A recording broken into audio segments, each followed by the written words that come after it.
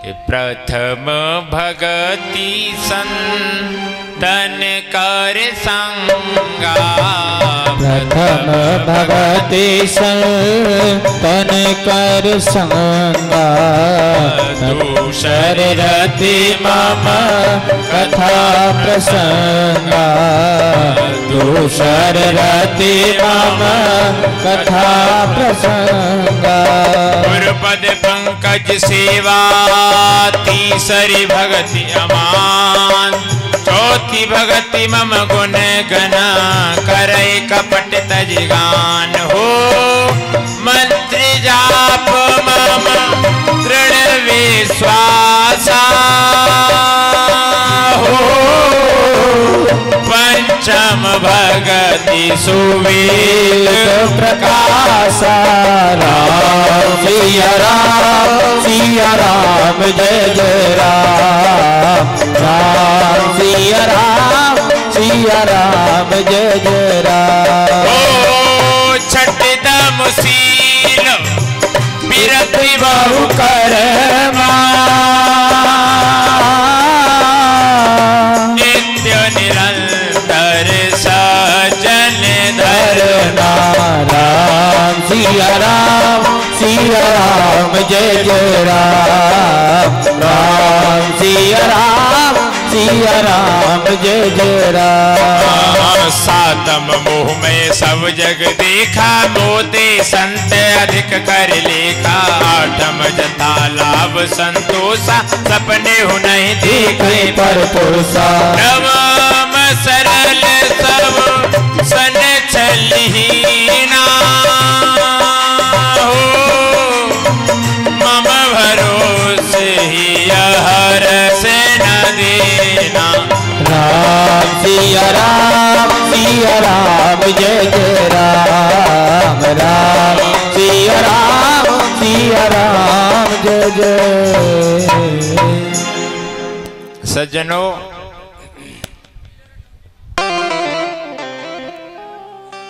बोलिए वृंदावन बिहारी लाल की जय। एक बार प्रेम से कहो। अच्छा देखिए, आपसे एक बात कहें, पहले सुनिए सब। ये जो आप पीछे बैठ करके बात करते हो ना, इतना मान भंग होता है, इतना ये समझ लो कि इतना डिस्टर्ब होता है कि आपसे कुछ कह ही नहीं सकते। अगर आपको बतियाना है, बात करनी है, तो यहां से खड़े हो जाओ और साइड में जाके बात कर लो। फिर आप लोग कहोगे कि कथा समझ में नहीं आ रही, पता नहीं क्या। हमारा इतना ये समझ लो कि यहाँ से ध्यान भंग होता है बार बार, फिर नेत्र बंद करने पड़ जाते हैं। बोले आंख बंद करके कहो, ये सुने या न सुने, हमें तो कहनी है, हमारे तो ठाकुर जी सुन रहे हैं। बोलिए वृंदावन बिहारी लाल की जय। एक बार प्रेम से कहो, जोर से कहो। प्रथम भगति संतन कर संगा। बोले पहली भक्ति कौन सी है कि संतों का संग करें। दूसरी रति मम कथा प्रसंगा। बोले दूसरी भक्ति कौन सी है कि बोले मेरा श्रवण किया जाए, मेरी कथाओं का, मेरे प्रसंगों का श्रवण किया जाए। सज्जनों, एक महात्मा एक नदी के किनारे बैठ करके भजन करते हैं और वो हर समय रटते हैं कि श्री राम जय जय राम, श्री राम जय जय राम। और उनकी कुटिया के बाहर से जो कोई निकल करके जाता है तो उससे श्री राम जय जय राम कर देते हैं। एक दिन एक वैश्या उनकी कुटिया के बाहर से निकल के जा रही थी, तो उन्होंने उससे भी कह दिया कि बेटी श्री राम जय जय राम। ठीक है, उसने कुछ नहीं कहा। एक सज्जन आया और बोला बाबा कि हाँ किसका भजन कर रहे हो। बोले भैया राम जी को कर रहे हैं हम भजन। बोले कौन से राम को भजन कर रहे हो। बोले भैया राम तो एक ही है। कि नहीं बाबा राम चार हैं, आप किस राम का भजन कर रहे हो। कि नहीं बेटा राम एक ही है। कि हमने चार गिनवा दिए तो कि गिनवाओ।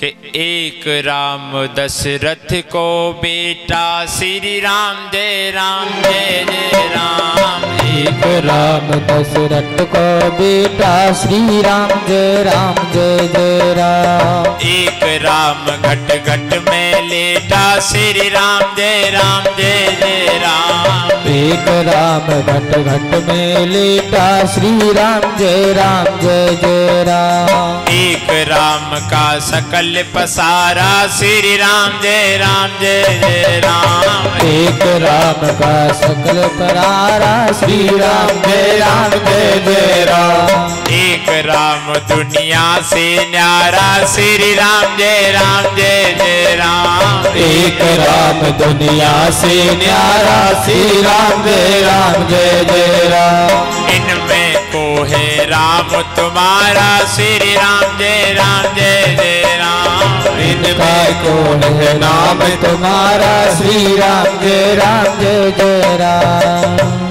वो कहता है कि बाबा एक राम दशरथ को बेटा श्री राम जय राम और एक राम घट घट में लेटा श्री राम जय राम। एक राम का सकल पसारा श्री राम जय राम। एक राम दुनिया से न्यारा श्री राम जय राम और इनमें को है राम तुम्हारा श्री राम जय जय राम। संत भगवान बोले भैया ये तो चारों एक ही हुए। बोले कैसे? कि वही राम दशरथ को बेटा श्री राम जय जय राम और वही राम घट घट में लेटा श्री राम जय राम। उसी राम का सकल पसारा श्री राम जय जय राम। वही राम दुनिया से न्यारा श्री राम जय जय राम। उसकी समझ में न आई तब महात्मा बोले भैया तेरे बाप कितने हैं?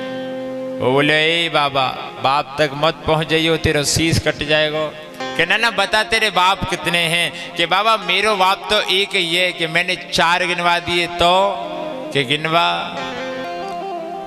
कि एक बाप फूफा को सारो श्री राम जय जय राम। एक बाप फूफा को सारो श्री राम जय जय राम। एक बाप दादी को बारो श्री राम जय जय राम। एक राम दादी को बारो श्री राम जय जय राम। एक बाप चाचा का भाई श्री राम जय जय राम। तो एक बाप चाचा का भाई श्री राम जय जय राम। एक बाप नाना को जमाई श्री राम जय जय राम। तो एक राम नाना को जमाई श्री राम जय जय राम।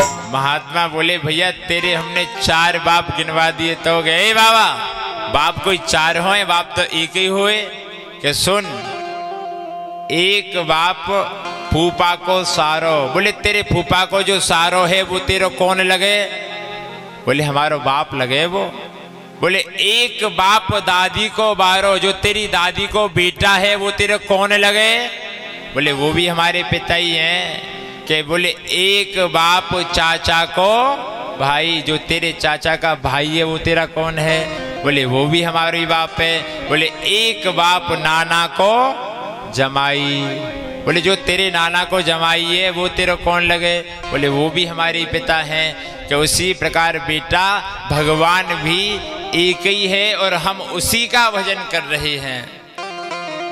सज्जनों भजन करते हुए हर किसी से कहते हैं कि श्री राम जय जय राम। तो उस वैश्या ने अपने यारों से शिकायत की।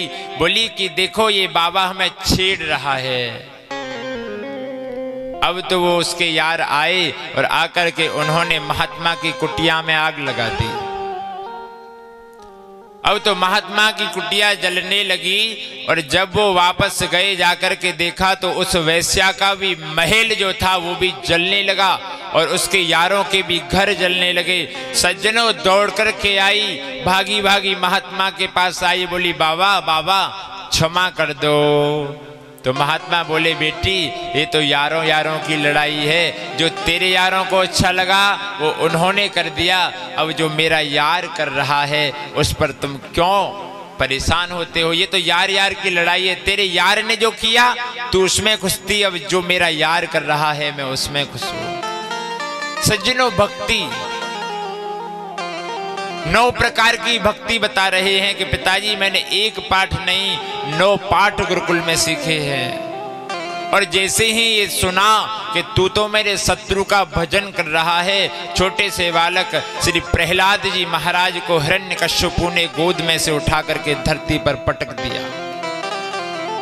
फिर कहा कि इसे लेकर के जाओ और अब की बार ये पाठ न पढ़े तब मुझे बताना।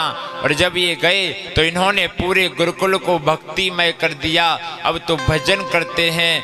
हर समय इतना भजन किया, इतना भजन किया, भजन कर रहे हैं। भजन करते हुए जब गुरु दोनों आए, संड और अमरक आए, दोनों ने जैसे ही इन दोनों बालकों को, प्रहलाद जी महाराज को छुआ, उन बच्चों को रोकने के लिए स्पर्श किया, महाराज वो भी भजन में हो गए। भजन की ध्वनि इतनी हो गई, भजन की तरंगें, कि महाराज राज भवन तक ध्वनि जाने लगी भजन की। हिरण्यकश्यपु आया और उसने आकर के देखा इतना सुंदर भजन चल रहा है, इतना सुंदर भजन चल रहा है, लेकिन अगर वो भी हाथ लगा देता तो वो भी भक्ति में बन जाता। उसने जोर से लात पृथ्वी पर मारी, सब शांत हो गए। प्रहलाद जी महाराज को लिया पकड़ करके और कहा कि जाओ इसे हाथी के नीचे कुचलवा दो। छोटे से सुकुमार को, भगवान के भक्त को ले जा करके हाथी के नीचे कुचलवाने लगे तो महाराज वो केवल व केवल भगवान का स्मरण करते रहे। भगवान ने हाथी से उनकी रक्षा करी।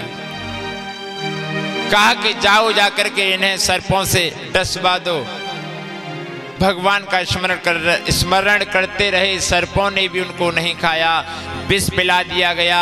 विष से भी प्रहलाद जी महाराज न मरे तो पहाड़ों से पटकवा दिया गया, पहाड़ों से फिकवा दिया गया, तब भी वो जीवित रहे भगवान की कृपा से। सज्जनों, तो एक दिन पूछने लगा कि हे बालक, तू मुझे ये बता कि तेरा भगवान है कहाँ? प्रहलाद जी महाराज ने कहा कि पिताजी भगवान कहाँ नहीं है, हर जगह भगवान है। और किस प्रकार समझा रहे हैं। हो नस नस में मेरे राम समाए, सुनो पिता धर ध्यान। राम को नाम कबहु न छूटे, और चाहे निकरे प्राण, पिता चाहे बेशक रूठे। राम को नाम न छूटे, पिता चाहे बेशक रूठे। राम को नाम न छूटे। ओ नस नस में मेरे राम समाई, सुनो पिता धर ध्यान। नस नस में मेरे राम समाई, पिता दोनों सर ध्यान। राम को नाम कबहु न छूटे, चाहे निकले प्राण, पिता चाहे बेशक रूठे। राम को नाम न छूटे, पिता चाहे बेशक रूठे। राम को नाम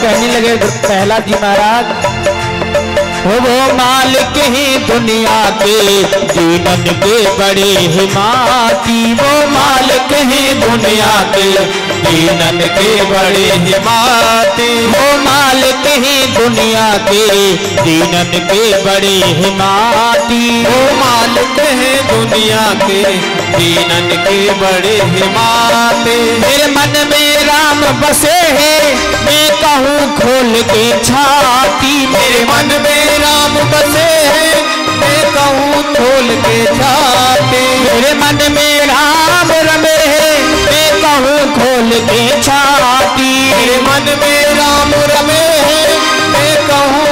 के छाती। पर्वत पैसे में गिरवायो, पर्वत पैसे में गिरवायो, ले वे मेरी जान अजीहा, ले वे मेरी जान। पिता चाहे सब रूठे, राम को नाम न छूटे। पिता चाहे सब रूठे, राम को नाम न छूटे।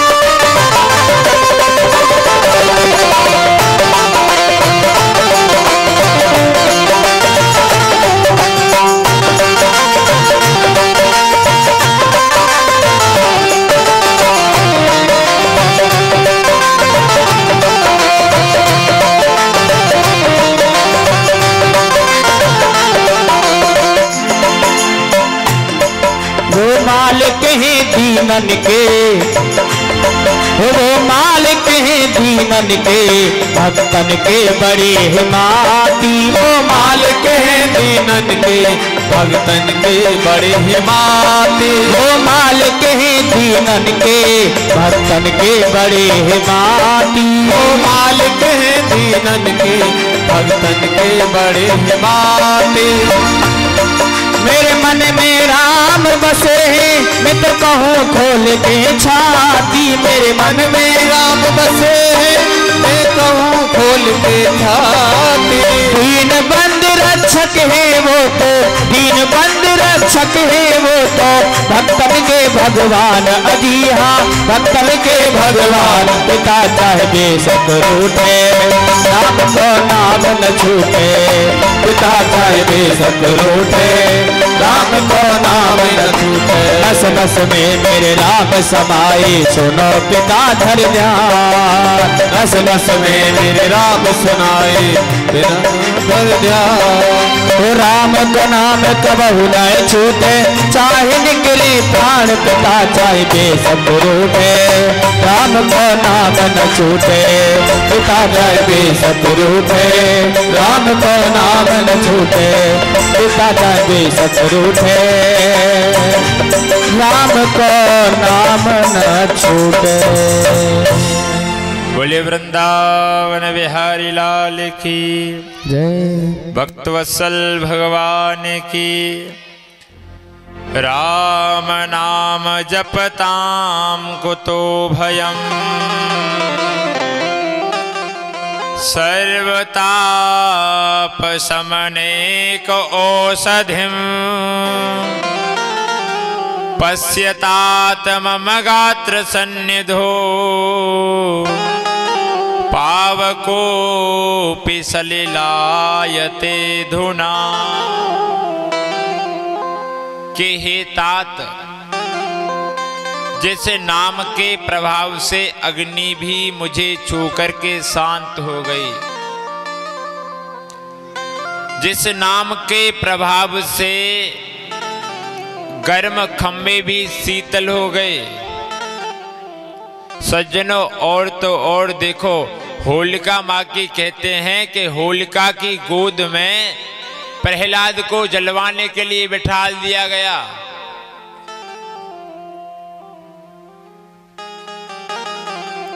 तब भी प्रहलाद जी महाराज सकुशल अग्नि से वापस आए, और लोगों ने जैसे ही प्रहलाद को सुरक्षित देखा तो उस धूल को, उस अग्नि की राख को उड़ाने लगे। बोले तभी से होलिका दहन का पर्व मनाने जाने लगा। और सुनिए एक बात और, कुछ महापुरुष बताते हैं कि होलिका ऐसी बुआ थी, बोले उन्होंने उस बालक की वजह से अपने आप को त्याग दिया। बोले कैसे? कि उनको पता था कि अगर ये बालक जल गया तो महाराज वो बुआ हैं, और उन्होंने अपने भतीजे के लिए, बुआ लोग देखिए, हम तो माँ कैकई को भी कहते हैं कि कैकई ने भगवान राम को वन भेजा है ना। जितना प्रेम कैकई राघवेंद्र से करती है ना, उनके बराबर कोई नहीं कर सकता। होलिका ने अपने बारे में न सोचते हुए अपनी वो शीतल शॉल बोले किसे उड़ा दी, प्रहलाद जी महाराज को उड़ा दी और अपने आप को त्याग दिया। प्रहलाद जी महाराज फिर भी सकुशल रहे।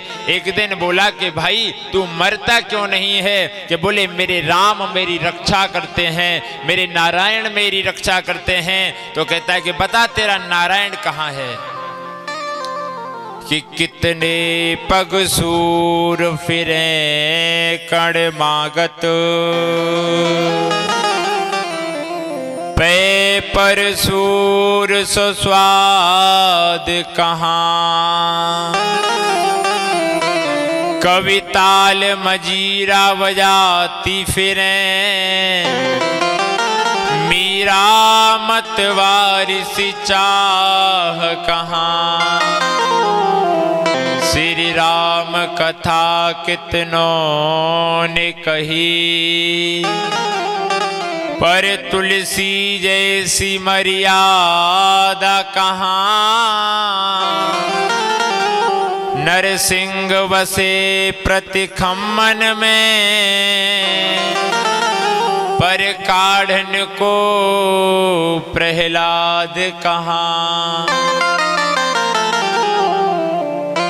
सज्जनों, प्रहलाद ने कहा, बालक ने, प्रहलाद जी महाराज बोले पिताजी मेरा भगवान मेरे नारायण कहाँ नहीं है? आप बताओ वो कौन सी जगह नहीं है? बोले तेरा भगवान इस खम्भे में भी है? कि हाँ मेरा नारायण इस खम्भे में भी है।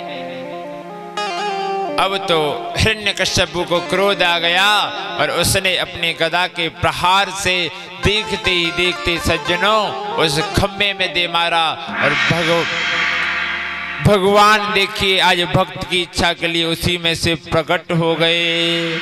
बोलिए नरसिंह भगवान की जय। भगवान नरसिंह बन करके आए और हिरण्यकश्यप को अपने गोद में उठा लिया, मारने लगे। तो हिरण्यकश्यप कहने लगा कि तुम मुझे नहीं मार सकते। बोले क्यों? क्योंकि मुझे ब्रह्मा जी से वरदान मिले हैं। बोले क्या वरदान मिले हैं? कि बोले ना दिन में मरूं ना रात में मरूं। बोले ना अब दिन है न रात है। बोले ना ऊपर मरूं न नीचे मरूं। बोले ना मैं तुझे ऊपर मार रहा हूँ और ना मैं तुझे नीचे मार रहा हूँ। कहने लगा ना मैं अस्त्र से मरूं और ना शस्त्र से मरूं। कहने लगे ना मैं तुझे अस्त्र से मारूंगा और ना मैं तुझे शस्त्र से मारूंगा। बोले ना मैं नर से मरूं और ना देवता से मरूं, ना पशु से मरूं। बोले ना मैं नर हूँ और ना मैं पशु हूँ। बोले मैं तो नर और सिंह दोनों हूँ। बोले मैं 12 महीनों में से किसी महीने में ना मरूं। बोले मैंने तेरे लिए 13वां महीना बनाया है। बोले पुरुषोत्तम मास, अधिक मास की व्यवस्था तेरी वजह से ही करनी पड़ी। और भगवान ने देखते ही देखते उसकी अंतड़ियों को चीर करके अपने गले में धारण कर लिया। अत्यंत क्रोध में हैं प्रहलाद जी महाराज, डर गए। माँ लक्ष्मी आई, सबने कहा कि जाओ पति को शांत करके लेकर के आओ। और जैसे ही आरती का थार लेकर के आई, उनको कहाँ पता था कि महाराज हमारे स्वामी आज इतने क्रोध में हैं। और जैसे ही उनका इतना हुंकार भरते हुए विशाल रूप देखा, डर गईं और आरती का थार हाथ में से छूट गया, भाग गईं। सज्जनों कहा कि इनको शांत कैसे करें? तो छोटे से बालक को प्रहलाद जी महाराज को भेज दिया। तो नरसिंह भगवान ने अपनी गोद में इनको उठा लिया और अपने जीभ से इनके मुख को चाटने लगे। प्रसन्न हो गए। प्रहलाद जी महाराज कहते हैं कि भगवान ने कहा कि मांगो बेटा, क्या मांगना चाहते हो? कहते हैं कि मैं मांगना कुछ नहीं चाहता, केवल इतना चाहता हूं कि मेरे पिता की दुर्गति न हो। तो कहते हैं बेटा, जिसका उद्धार, जिसकी मृत्यु स्वयं भगवान के गोद में हुई है, क्या उसकी दुर्गति हो सकती है? भगवान ने खूब कृपा करी, भगवान का क्रोध शांत हुआ। सज्जनों, इसके पश्चात भगवान के एक परम भक्त का चरित्र आता है, अम्बरीश जी महाराज। बोले अम्बरीश जी के हाँ, भगवान के बहुत अच्छे वैष्णव भक्त हुए हैं। और भक्ति कैसे करते हैं? बोले एकादशी का रहते हैं व्रत, एकादशी का व्रत रहते हैं। और इनकी परीक्षा लेने के लिए एक बार दुर्वासा मुनि आए। महात्मा दुर्वासा ने कहा कि भाई हम तुम्हारे यहां भोजन करेंगे। और जब भोजन के लिए कह करके गए, अगले दिन द्वादशी लगने वाली है, प्रातः काल में आए हैं, कह दिया कि हम स्नान करने जा रहे हैं। अम्बरीश जी महाराज ने कहा ठीक है, द्वादशी लगने वाली है। मन में विचार आया, महात्मा अभी तक लौट करके आए नहीं हैं, अगर द्वादशी लग गई और पारायण न किया तो बोले 12 साल का व्रत नष्ट हो जाता है। जो एकादशी का व्रत रहते हैं, अगर वो द्वादशी में पारायण न करें और त्रयोदशी लग जाए तब वो पारायण करें तो बोले उनके 12 साल एकादशी के व्रतों का जो फल होता है वो नष्ट हो जाता है। त्रयोदशी लगने वाली है, थोड़ी देर के लिए द्वादशी है। ब्राह्मणों से कहा कि मैं क्या करूं? बोले आप निर्जला रहते हो तो जल पी लो, इससे आपको दोष भी नहीं लगेगा और संत का भी सम्मान हो जाएगा। सज्जनों, और जैसे ही इन्होंने जलपान किया, दुर्वासा मुनि आए, उन्होंने कहा अरे तूने मुझे बिना भोजन कराए भोजन ग्रहण कर लिया। अपनी एक जटा उखाड़ करके पृथ्वी पर पटक दी और उससे कृत्या प्रकट हो गई। जैसे ही कृत्या अम्बरीश जी महाराज को मारने के लिए दौड़ी, भगवान के सुदर्शन चक्र ने उसका उद्धार कर दिया, उसका सर काट दिया। और सुदर्शन चक्र इनको मारने के लिए दौड़ा। दुर्वासा मुनि के पीछे पीछे सुदर्शन चक्र है, आगे आगे दुर्वासा मुनि दौड़ करके जा रहे हैं। ब्रह्मा जी के पास गए कि ब्रह्मा जी महाराज रक्षा करो, रक्षा करो। ब्रह्मा जी ने कह दिया हमारे बस की बात नहीं है, भोलेनाथ के पास जाओ। भोले बाबा के पास गए, उन्होंने भी कह दिया कि हमारे बस की बात नहीं है, जिनका सुदर्शन चक्र है उन्हीं के पास जाओ।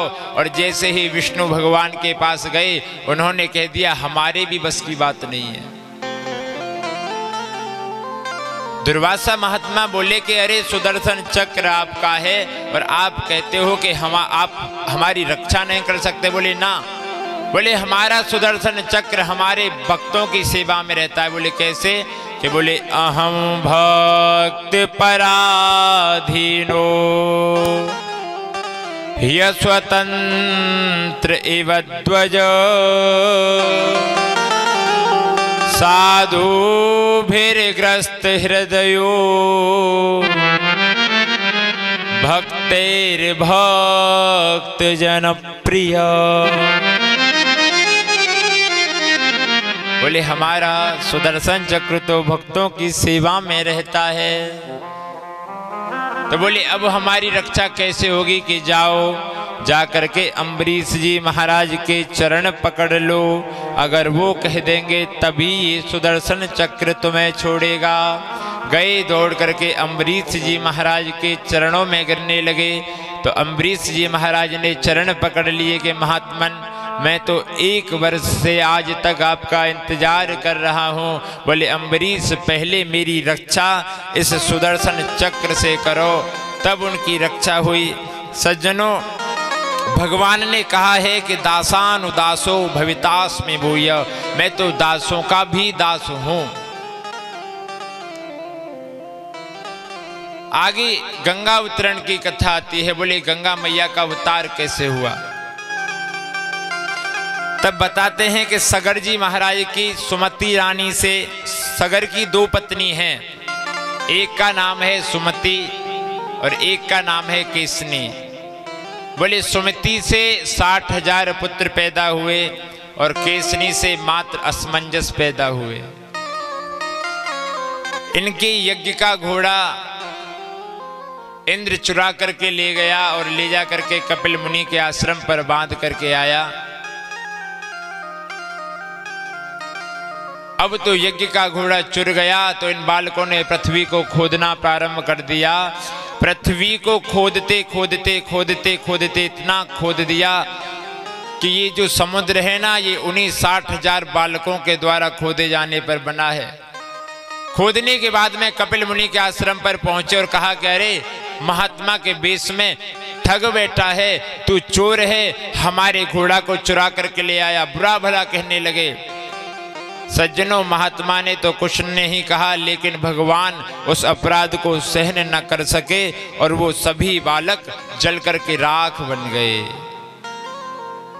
अब तो गरुड़ जी की सहायता से असमंजस वहां पहुंचे। असमंजस ने अपने भाइयों को जले हुए देखा और कपिल मुनि से क्षमा प्रार्थना की। तो कपिल मुनि से पूछा कि इनका उद्धार कैसे हो। तब कपिल मुनि ने कहा कि अगर गंगा मैया आवें तब इनका उद्धार हो। तब गंगा मैया को प्रसन्न करने के लिए सगर ने तपस्या करी। सगर के पुत्र असमंजस ने तपस्या की। असमंजस के पुत्र अंशुमान ने तपस्या की और अंशुमान के पुत्र दिलीप ने तपस्या की और दिलीप जी के पुत्र भागीरथ जी महाराज ने तपस्या की। बोले गंगा मैया प्रसन्न तो हो गई। बोले हम आ तो जाएं, लेकिन हमारे वेग को सहेगा कौन। अगर वो सत्यलोक से आएंगी और धरातल पर गिरेंगी तो सीधी पाताल में चली जाएंगी, समाहित हो जाएंगी। वेग सहने वाला होना चाहिए। बोले वेग कौन सहे। तो जैसे तैसे भोलेनाथ को मनाया गया। भोलेनाथ ने कहा कि हमारी जटाएं इनको धारण करेंगे।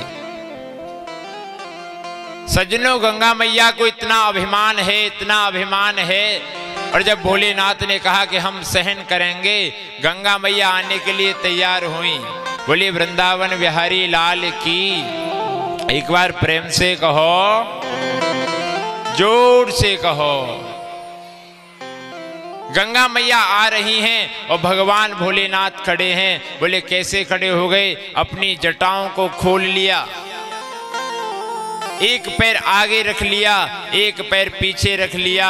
नारद जी ने कहा भगवान डर गए क्या। गंगा मैया के वेग को सहन करने से डर रहे हो।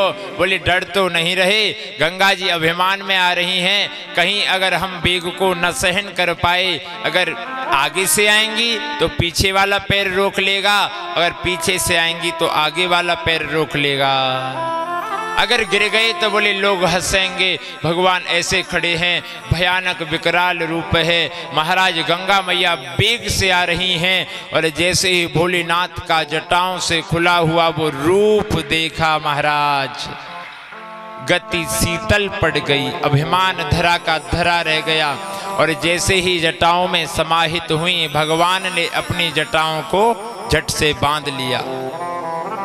रावण ने भी शिव तांडव में स्तुति की है तो कहा है कि जटाट बीच वल्लरी विराजमान मूर्धनी। बोले जटाओं के बीच में जैसे ही समाहित हुई तो भागने लगी, देख रही हैं कहां से निकलूं, कैसे बाहर जाऊं। तब भागीरथ ने कहा महाराज इतनी तपस्या करने के बाद में तो ये आई हैं और अब तुमने इनको रोक लिया, प्रभु कृपा करो।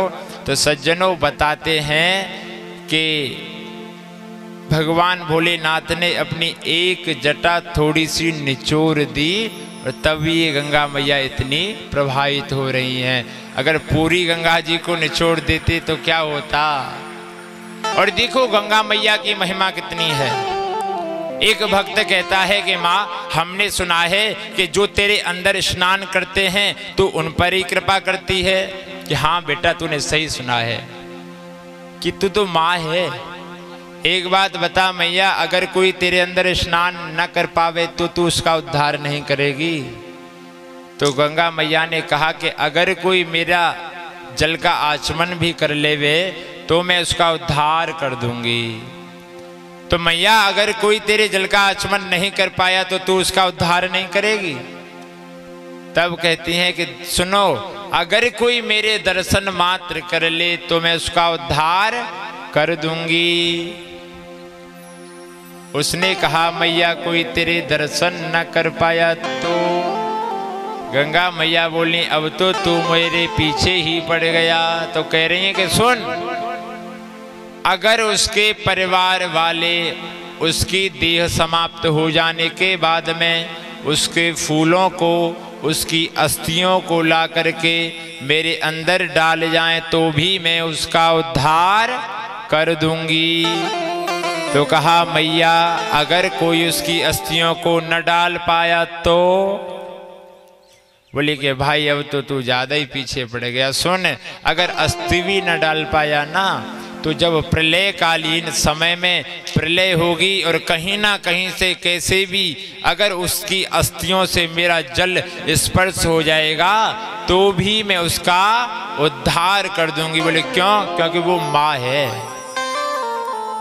माँ का तो ये कि तू खुश रहे, जैसे भी तू मुझे रोटी दे या न दे, तू मेरा पालन करे या न करे, लेकिन तू खुश रहे, तू प्रसन्न रहे। ऐसी गंगा मैया महाराज भोलेनाथ ने अपनी जटा से थोड़ी सी निचोड़ दी और बह करके जा रही हैं। तो रास्ते में क्या हुआ? बोले जहन्नू ऋषि तपस्या कर रहे थे। गंगा मैया उनके दंड कमंडल को बहा करके ले गईं। अब तो कहा कि इनको इतना अभिमान है, अब भी इनका अभिमान दूर नहीं हुआ। अब तो जहन्नू ऋषि ने आचमन करके 3 आचमनों में गंगा मैया को पी लिया। बोले केशवाय नमः, नारायणाय नमः, माधवाय नमः। भागीरथ जी महाराज रथ पर जा रहे हैं, पीछे मुड़ करके देखा कि गंगा मैया कहाँ रह गईं। गंगा मैया तो दिखाई नहीं देती। जाकर के देखा कि जहन्नू ऋषि गंगा मैया को पी गए। तो कहा कि प्रभु हमारे पुरखन ने तपस्या करी इतनी, तब जाकर के तो ये आई हैं और अब तुम इनको, भाई बड़ी कठिनाई आ रही है, प्रभु छोड़ दो। तब जहन्नू ऋषि ने अपने कान के माध्यम से गंगा मैया को छोड़ा। तब उनका नाम जाह्नवी पड़ गया। जाह्नवी फेन लेखेवा यन मूर्धन ससिन कला। बोले जाह्नवी मैया की, गंगा मैया की। जाह्नवी नाम पड़ गया और बोले गई और जाकर के सगर के 60,000 पुत्रों का उद्धार किया। सज्जनों आगे चल करके सूर्यवंश में एक खटवांग नाम के राजा हुए और खटवांग के हुए दीर्घबाहु, दीर्घबाहु के रघु हुए, रघु के हुए अज और अज के हुए महाराज दशरथ। बोले दशरथ के कोई संतान नहीं है, 60,000 वर्ष की आयु हो गई, इनके एक भी संतान नहीं है। और सज्जनों